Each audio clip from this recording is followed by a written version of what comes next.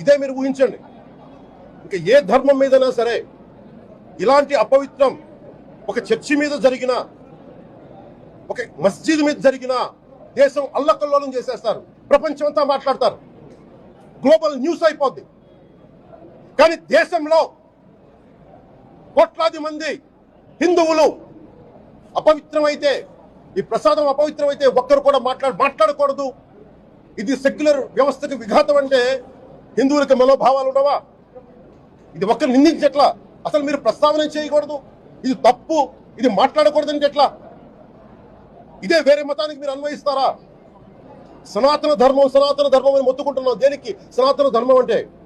సనాతన ధర్మానికి ఒకరు ప్రారంభించింది కాదు, ఇది ఒక వ్యక్తి ఒక కూర్చోబెట్టి ఒకరు స్టార్ట్ చేసింది కాదు. ఇది కొన్ని వేలాది సంవత్సరాలుగా అన్ని మతాలని, అన్ని విశ్వాసాలని అలింగనం చేసుకున్న నేల ఇది. అలాంటి విశ్వాసాలకి దగ్గర తీసుకున్న ఈ నేల మీద ఇలాంటి అపవిత్రం జరిగితే, రిపీటెడ్ గా జరిగితే, ఒకసారి కాదు, 2 సార్లు కాదు, రిపీటెడ్ గా జరిగితే ఇప్పుడు కూడా మాట్లాడకూడదంటే అది తప్పు చేసిన వాళ్ళం అవుతాం.